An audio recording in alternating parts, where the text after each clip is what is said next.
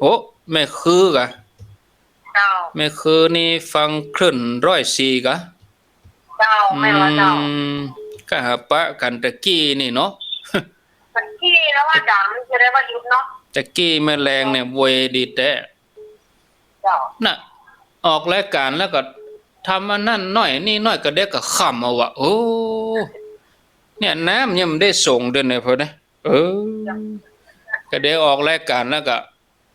ไปส่งน้ำก็นอนรับหาเหมาะอย่า เจ้า ภูมิเจ้าก็3 โมงก็ลุกอ่ะอย่า ก็ม่วนดีตลอดเด้ออ่ายินดีเนอะเจ้าสาธุบางทีเฮาจะนอนเฮาก็ส่งน้ำให้กรรมเฮาก็รับเนาะ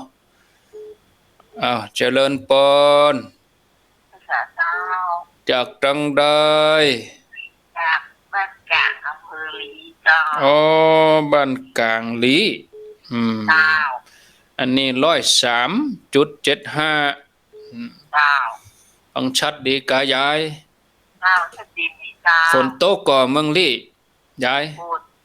ตกเจ้าวันนี้ก็กำลังจะตกประเดี๋ยวเนี่ยเจ้าโอ้ก็สีมืดนะแต่เจ้าแม่แรงเนี่ยมืดเจ้าแล้วก็ฮ้อนอวมเนี่ยข้ามวันเนี้ย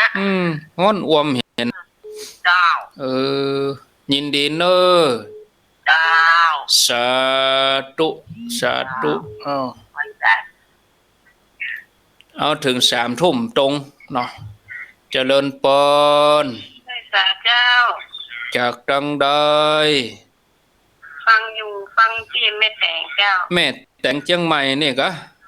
เจ้าฟังดูกันตำบลอินทขินนะเจ้าอินทขินเนาะเจ้าเป็นได้พ่องชัดดีกอชัดดีเจ้าฟังจากเฟซบุ๊กเจ้าFacebook ก็ได้ฝ่ายหินก็ได้เจ้าถ้าวิทยุก็ฟังที่ฝ่ายหินนี่เนอะเจ้าโมทนาเจ้าไว้สาเจ้าสาธุอ้าวต่อไปเจริญพรกับไว้สาเจ้าจากที่ไหนพะเยาจุนเจ้าพะเยามาแล้วเจ้าฟัง106กะ106.75เนาะก็ว่าเขาจะดารุณีดารุณีก็คนฮักพะเยาเนี่ยกะคนฮักพะเยาเจ้าแม่ฟังมาเมินล่ะกะโอ้ฟังหลายปีแล้วเจ้าอำเภอจุนแหละเนาะเจ้าไม่ต้องการเปิ้นรับรายการนี่เฮาก็ม่วนกันน่ะเนาะเจ้าแม่กำลังใจเนอะม่วนอกม่วนใจเนาะม่วนเจ้ารถนะเจ้าเนาะฝนตกก็พะเยาตกกับเจ้าตกอยู่นะเจ้า2-3 วันตกโมทนาเจ้า0998366322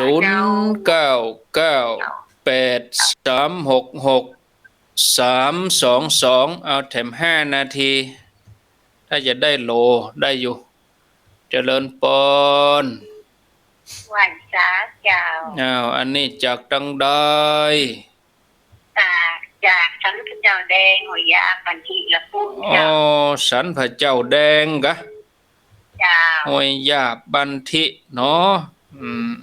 เจ้าบันทิละปุนฟัง104.5นะเจ้า104ไฟหินเนาะเจ้าชัดเจนดีชัดเจนดีอนุโมทนาเจ้าบนไปที่ขอความชีวิตจิตใจไว้กับธรรมะนะเจ้าดีละอนุโมทนาเนอะเจ้าขอเป็นกำลังใจนะเจ้าบุญรักษาญาติโยมอยู่ทางนั้นห่างดงสันปะตองทางนั้นตั้งตัวเมืองละปูนและตัวเมืองเชียงใหม่ลองไหลไป 89.5 พอน่าจะได้ละรายงานกันเนาะเจริญพรสาธุสายต่อไป 89.5 นี่ของลุงดมบ้านทุ่งเรดิโอเจริญพรเจ้าท่านเจ้าคุณอันนี้โทรจากไหนเวียงปากเป้าเจ้าบ้านห้างต่ำเจ้าห้างต่ำเนาะเจ้าห้างต่ำทั้งฝั่งแม่อายเพิ่นก็มีวะ แต่เพิ่นโทรมาอยู่บ้านไหนห้างตำโหอาตมานึกว่าอยู่เวียงปะเป้าเป็นว่าห้างตำเมืองฝางก็มีฝนตกก็เวียงปะเป้าก ำลังยั้งนี่เจ้า ฮะกำลังย่างนี่ เจ้า ดีกะตกมาเนาะเจ้า จุ่มเย็น ดีแล้วเจ้า ตกมาจุ่มเย็นเนาะ เจ้า สาธุสายต่อไป เจริญพรเจริญพรติดแล้วดักแซบติดแล้วเนอะ4488อีกาโทษจากไหน งูจางไม่ย่อยสันตายเจ้า แม่ย่อยสันทรายเชียงใหม่นี่กะ เจ้าจังหวัดเจ้า ฟัง104กะ 104เจ้า ได้ยินทีกับเมื่อคืนเนี่ยเมื่อคืนนี้ได้ยินแจ๋วก็แจ๋วดิ เดี๋ยวดีเจ้า แจ๋วดีเนาะเจ้าดีนี่104ได้ยินปล่อยดีเนาะปล่อยดีเนาะก็อยู่แม่ย่อยสันทรายยินดีเนอ เจ้าคือกำลังใจเลยเจ้า ได้อยู่ได้โลอยู่ เจ้า ข้างแหม2 นาทีแล้วก็เหลือแหม2 สายเจริญพรสายที่11เจริญพรไปสาเจ้าจากตังใดภูกำยาวเจ้าภูกำยาวพะเยาเนาะพะเยานี่ภูกำยาวนี่ฟังคลื่นไหนของดารุณีเจ้าดารุณีถ้าคนฮักพะเยาเนี่ยเนาะ106เลยเนาะ106.75ติดตามมาเมินแล้วก็ฟังมาดีละอนุโมทนาเนอะก็เดี๋ยวฟังธรรมะต่อไปแถมชั่วโมงนะลูกละขอหอมสายสุดท้ายเจริญพรไหว้สาเจ้าท่านละครูเจ้าบวกก่อ5เนาะ89.5กะเจ้านครเจดีย์นะเจ้าไกลเหมือนกันนะเนี่ยบวกก่อ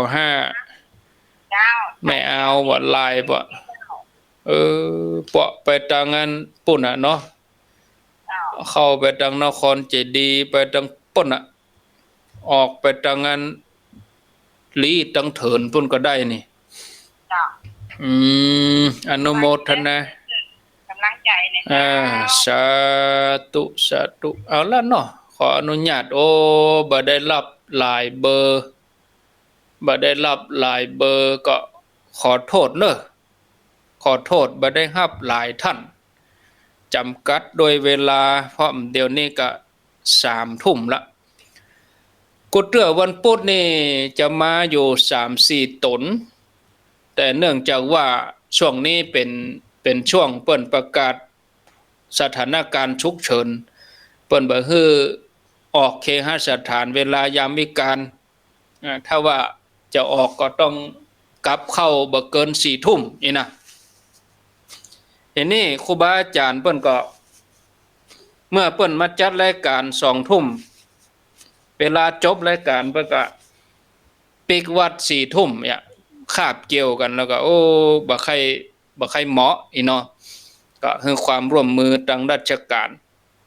แถมอย่างหนึ่งก็ครูบาอาจารย์เปิ้นก็จะได้พักผ่อนตัวอีนะอาตมาก็จะมาประคับประคองเวลาช่วงนี้จนกว่าสถานการณ์จะปกติก็จะมาเป็นประจำกู้วันพุธนี่เลยทุกวันพุธนะ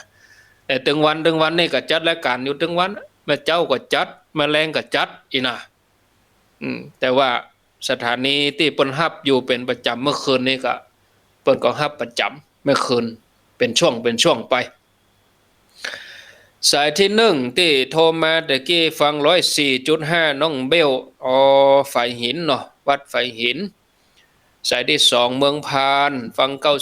99.25 สายที่3ก็อันนี้แม่แก้วฟัง 94.5 แม่แก้วอยู่วังเหนือพุ่นนะแม่แก้วอวดร่างแล้วก็มีแม่คือโดยสเก็ตฟังไฟหิน 104.5 บ้านกลางลี่กับฟังเมืองลี่นะเนาะแม่แตงอินทขินอันนี้ติดตามทาง Facebook แล้วก็พะเยาคนฮักพะเยา 106.75 สันพระเจ้าแดงอันนี้ละปูนเนาะอันนี้อยู่ห้วยทิห้วยทิวะห้วยหยาบสันพระเจ้าแดงห้วยหยาบบันทิ104.50ชัดเจนดีเวียงเป่าห้างต่ำเก้าอันนี้สายที่9เนาะสายที่10ก็แม่ย่อยสันทราย